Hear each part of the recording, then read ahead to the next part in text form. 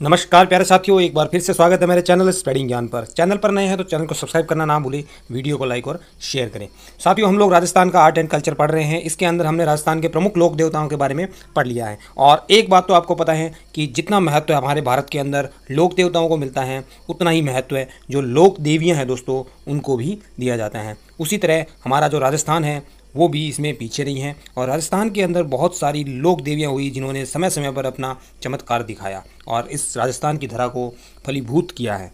तो आज की क्लास के हम शुरू करेंगे दोस्तों एक प्रमुख लोक देवी करणी माता के बारे में है। तो देखिए, सबसे पहले आप माता के दर्शन कीजिए और बोलिए जय चूहो वाली माता की। इनका जन्म दोस्तों विक्रम संवत 1444 के अंदर, कब? 1444 के अंदर, 1444 विक्रम संवत के अंदर 1444 हैं। तो मैं ईस्वी के अंदर निकालूंगा तो 57 कम करके अगर कोई लिखना चाहे प्यारा भाई तो 1387 ईस्वी के अंदर इनका जन्म हुआ था। कहाँ पे हुआ था? तो जोधपुर के अंदर, सुआप गांव के अंदर। कहाँ पे? सुआप गांव, जोधपुर के अंदर माता जी का जन्म हुआ था दोस्तों। कुछ लोग देशनोक आंसर देख के देशनोक लिख देते हैं। तो देशनोक में माता जी ने देशनोक की स्थापना की थी नेहड़ी के अंदर, परंतु इनका जन्म सुआप गाँव जोधपुर के अंदर हुआ था दोस्तों। ठीक है, आगे पढ़ेंगे देशनोक की स्थापना कैसे हुई, आप वो फैक्ट भी याद रखेंगे। सारा कहानी की तरह पढ़ाऊंगा मैं। इनके पिताजी जो थे वो मेहाजी चारण थे। तो इससे एक बात पता चल रही है कि इनका क्या है, चारण जाति की राजपूत थी ये। और इनका गोत्र कौन सा था, ये बहुत ही इंपॉर्टेंट है, लगा लीजिएगा। जो इंपॉर्टेंट लगवा रहा हूँ वो एग्जाम के अंदर क्वेश्चंस आते हैं। इनका गोत्र जो था किनिया गोत्र की ये माता जी थी। कौन सा गोत्र था? किनिया गोत्र। सुआप गांव जोधपुर में जन्म हुआ था और इनका गोत्र कौन सा था? किनिया गोत्र। और इनके बचपन का नाम, ये क्वेश्चन काफ़ी बार एग्जाम के अंदर आ चुके हैं दोस्तों, तो इसको भी आप इंपॉर्टेंट लगा लीजिएगा। इनके बचपन का नाम रिद्दूबाई या रिद्दीबाई था। रिद्दीबाई या रिद्दूबाई इनके बचपन का नाम था। तो इतने फैक्ट याद हो गए। जन्म 1444 ईस्वी विक्रम संवत के अंदर, सुआप गांव जोधपुर के अंदर, किनिया इनका गोत्र था और बचपन का नाम क्या था? रिद्दूबाई दोस्तों। प्रणाम कीजिए माता जी को। चलते हैं आगे की स्लाइड पर। इनका विवाह जो है दोस्तों देपाजी बिट्ठू जो साठी का गांव बीकानेर के रहने वाले थे, इनके साथ इनका विवाह कर दिया गया था। इनके साथ इनका विवाह है जो वो कर दिया गया था। करणी माता जो है दोस्तों, इनके पिताजी के 6 संतानें थी, 6 पुत्रियां थी। अर्थात जो पुराने ज़माने में जैसे पुत्र की चाह आज भी होती है, तो पुत्र की चाह के अंदर इनके यहाँ पे माता के पिताजी के 6 पुत्रियां पैदा हो गई दोस्तों। इनकी जो बुआ थी, एक बुआ थी, कहा जाता है कि उस बुआ के जो हाथ थे, उसके हाथ की चारों उंगलियां ऐसे एकदम जुड़ी हुई थी, खुली नहीं थी चारों उंगलियां।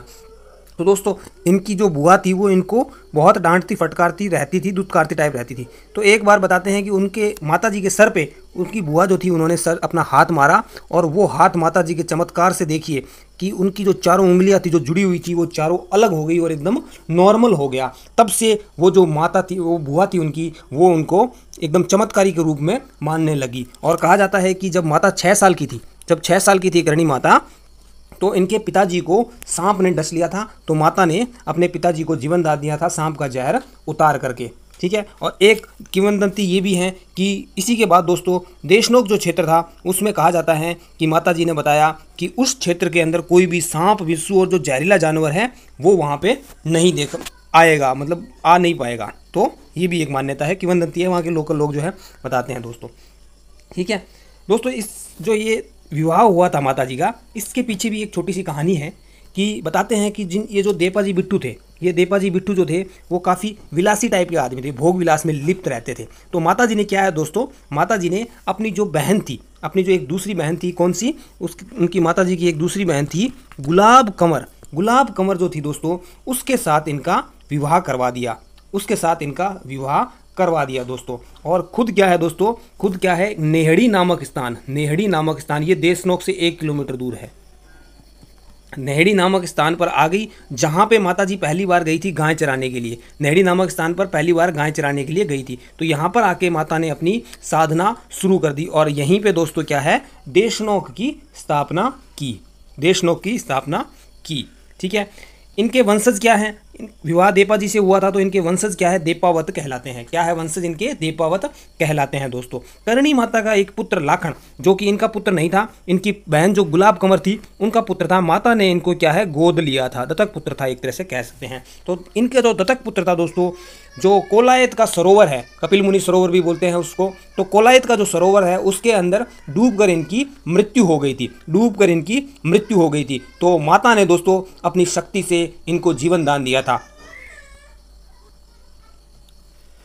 तो दोस्तों करणी माता का एक पुत्र था लाखन। कौन था, लाखन। ठीक है, ये इनकी माता का पुत्र नहीं था, इनकी जो बहन थी गुलाब कंवर उनका पुत्र था, और माता ने इनको गोद लिया था, तो एक तरह से दत्तक पुत्र था। कहा जाता है कि कोलायत के सरोवर में नहाते वक्त डूबकर इनकी मृत्यु हो गई थी, डूबकर लाखन की जो है मृत्यु हो गई थी। तो माता ने दोस्तों अपनी शक्ति से, अपने चमत्कार से इनकी जान बचाई थी। और देखिए उस दौरान यमराज और माता के बीच में क्या संवाद हुआ। यमराज ने कहा कि हे करणी, जो यह तू कर रही है गलत कर रही है, और ये प्रकृति के नियम के विरुद्ध कर रही है, परंतु आज के बाद तेरे वंशज के लिए यमलोक में द्वार बंद रहेंगे, तेरे वंशज यमलोक में नहीं आएंगे। तो माता ने भी कह दिया, माता ने भी क्या कहा कि आज के बाद मेरे वंशज को यमलोक में जाने की आवश्यकता ही नहीं रहेगी, मेरे सारे के सारे वंशज आज के बाद मेरे मंदिर में ही रहेंगे।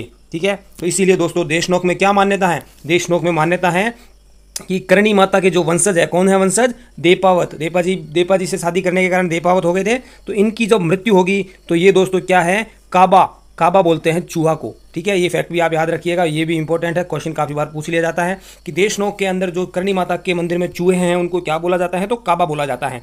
ये काबा बनते हैं और माता के मंदिर में ही रहते हैं। तो वो कौन है, माता के वंशज है, देपावत वंश के लोग हैं दोस्तों। मृत्यु के बाद माता जी के मंदिर को क्या कहा जाता है, गढ़ या मठ कहते हैं। माता जी के मंदिर को क्या कहा जाता है, गढ़ या मठ कहा जाता है। और इन दोस्तों काबा जो चूहे हैं इनमें भी सफ़ेद चूहों का, क्या दोस्तों, सफ़ेद चूहों का विशेष महत्व है। माना जाता है कि जिसको सफ़ेद चूहा दिखाई देगा उसके जो है भाग्य और किस्मत के द्वार ही खुल जाएंगे।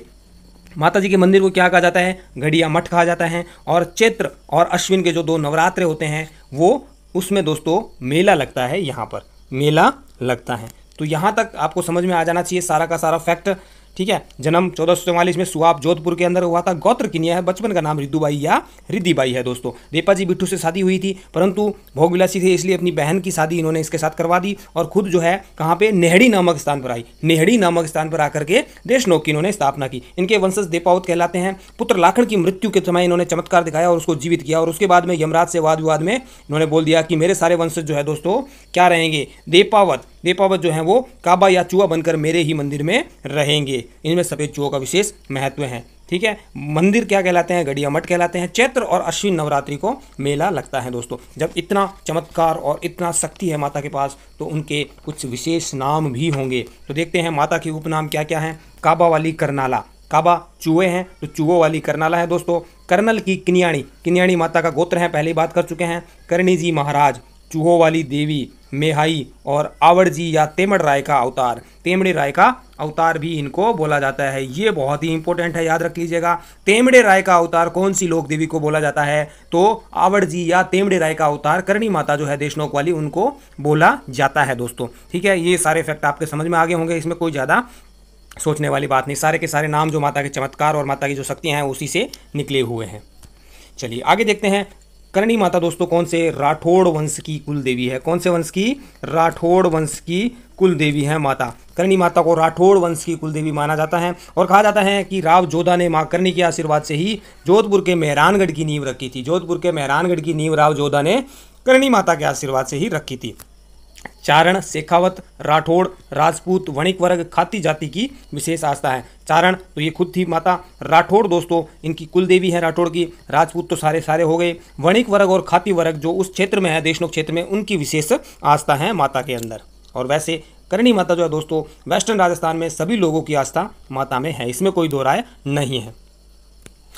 देशनोक के अलावा माता के जो अन्य प्रमुख मंदिर या गढ़ हैं उनको देख लेते हैं दोस्तों। देशनोक तो है ही, देख चुके हैं। ये देशनोक के मंदिर का सिंह द्वार है। कौन सा है, सिंह द्वार है दोस्तों, सिंह द्वार। ठीक है, एंट्री गेट है। सुआप जोधपुर में जहाँ पे माता जी का जन्म हुआ था, गढ़ियाला बीकानेर, ये एक याद रख लीजिएगा, गढ़ियाला बीकानेर जहाँ पे माता जी का निर्वाण हुआ था। निर्वाण स्थली कहाँ पे है? गढ़ियाला बीकानेर। गढ़ियाला बीकानेर जहाँ पे निर्वाण स्थली है माता जी की दोस्तों, वो कहाँ पे है? गढ़ियाला बीकानेर के अंदर है। कब हुआ था? 1595 में, मतलब लगभग 150 साल माता ने यहाँ पे इस धरती पर जीवन यापन किया और अपने चमत्कार दिखाए थे दोस्तों। 1595 विक्रम संवत में माता ने शरीर त्याग दिया था। साठी का गांव बीकानेर, साठी का बीकानेर माता जी का ससुराल था। देपा जी के साथ शादी हुई थी। मथानिया जोधपुर के अंदर भी माता जी ने अपने चमत्कार दिखाए थे। अलवर बाला किला के पास में है और कोटा के अंदर अभेड़ा महल में माता का मंदिर है और उदयपुर के अंदर भी माता का मंदिर है। तो इतने सारे फैक्ट याद हो गए। देशनोक, सुआप, साठी का और गढ़ियाला, ये 4 तो आपको याद रखने ही है। अलवर, कोटा, उदयपुर भी आपको याद रह जाएंगे दोस्तों। निर्वाण माता का पता चल गया 1595 ईस्वी में, कहाँ पे? गढ़ियाला बीकानेर के अंदर इनका निर्वाण हुआ था दोस्तों। देशनोक से जुड़े हुए 1-2 फैक्ट है आपको याद रखने हैं तो याद रख लीजिए। मैंने पहले ही बता दिया था कि माता जी जो है अपनी बहन की शादी देपा जी से करवा करके कहाँ पे आ गई थी? अपनी बहन की शादी माता जी देपा जी से करवा के नेहड़ी, कहाँ पे? नेहड़ी में आकर इन्होंने अपनी साधना की थी। ये देशनोक से क्या है? 1 किलोमीटर दूर है। देशनोक से 1 किलोमीटर दूर है। यहाँ पे माता पहली बार गायों को लेकर आई थी। तो माता का जो ग्वाला था दोस्तों, जब माता गायों को लेकर आई थी तो उनका जो ग्वाला था उसका नाम क्या था? उसका नाम था दशरथ मेघवाल। दशरथ मेघवाल, ठीक है, उनका ग्वाला था दोस्तों। बात जो याद रखने वाली है वो ये है कि इसका भी एक देवरा बना हुआ है। इसका एक देवरा बना हुआ है। जो देशनोक में मंदिर है ना करणी माता का, उसके पास में एक देवरा बना हुआ है। अगर ये पूछ लिया कभी कि वो किसका देवरा है, तो जो माता का ग्वाला था दशरथ मेघवाल, उसका देवरा है दोस्तों। यहीं नेहड़ी के अंदर माता जी ने राव काना, जो एक अत्याचारी शासक था राव काना, उसको हरा करके या उसका वध कर करके दोस्तों रिडमल को यहाँ का शासक बनाया था। किसको? रिडमल को। रिडमल जो यहाँ का शासक बना था दोस्तों, उस रिडमल ने ही माता की मंदिर के लिए जमीन प्रदान की थी। माता की मंदिर के लिए जमीन जो है वो प्रदान की थी, ठीक है। तो ये सारे करणी माता से जितने भी फैक्ट थे मैंने आपको एक साथ ही सारे के सारे करवा दिए हैं दोस्तों। अगर कंटेंट आपको अच्छा लगा है तो सब्सक्राइब करना ना भूलें, वीडियो को लाइक और शेयर करें, अपने सारे फ्रेंड्स के साथ इसको शेयर कीजिए। और अगर अच्छा लग रहा है तो मेरी जो पिछले वाली सारी क्लासेस है लोक देवता की, वो भी कंटिन्यूशन में क्लास लीजिए। आपको मैं जो राजस्थान का आर्ट एंड कल्चर है, कोई भी टॉपिक आपका छूटेगा नहीं, सारे के सारे मैं कवर करवा दूंगा 1 by 1। तब तक के लिए bye bye, take care, see you.